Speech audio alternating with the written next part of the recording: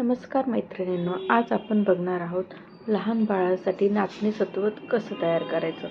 सर्वप्रथम मी नाचणी घेतलेली आहे, ती स्वच्छ करून घेतलेली आहे आणि आता ही नाचणी आपण 2-3 पाण्यामध्ये धुणार आहोत की जेणेकरून त्याच्यामध्ये जे काही घाण कचरा असेल तो निघून जाईल। आता ही नाचणी मी स्वच्छ पाण्याने धुतलेली आहे आणि ती आता आपण चाळणीमध्ये निथरण्यासाठी ठेवूया, म्हणजे जेणेकरून त्याच्यामध्ये जे काही पाणी राहिलं असेल ते निथरून निघून जाईल।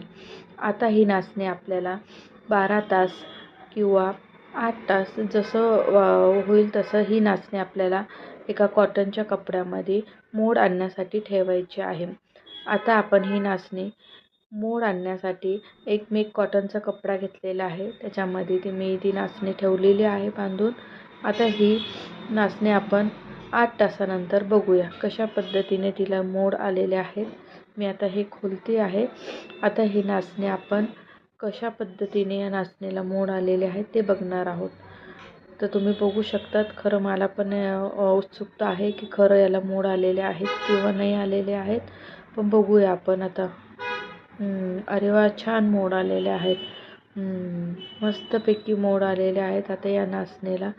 आता ही नाचणी आपण काढून घेऊया एका चाळणीवर की जेणेकरून त्याच्यामधले परत काही फार पाणी राहिलं असेल तर ते निघून जाईल, म्हणून मी ही चाळणी घेतलेली आहे। ह्या चाळणीवर मी या कपड्यामधली नाचणी टाकणार आहे। आता ही नाचणी आपण त्या चाळणीवर टाकूया।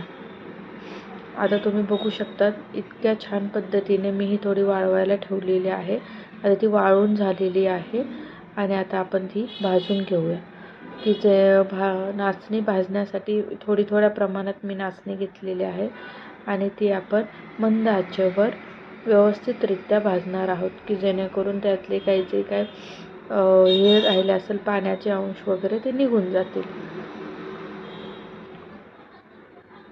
आता हे माझी नाचणी भाजून झालेली आहे, त्यामध्ये मी थोडेसे काजू आणि बदाम पण टाकलेले आहे।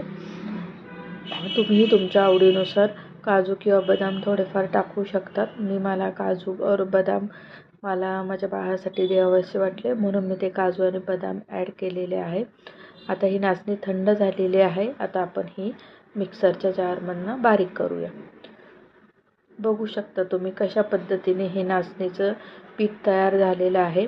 आता मी हे थोडं बारीकच केलेलं आहे आणि जास्त पण बारीक नाचणीचं पीठ होत नाही, कारण की त्यात थोडे तरी हे अंश असतातच। मी त्या पद्धतीने थोडीशी चाळून घेणार आहे की जेणेकरून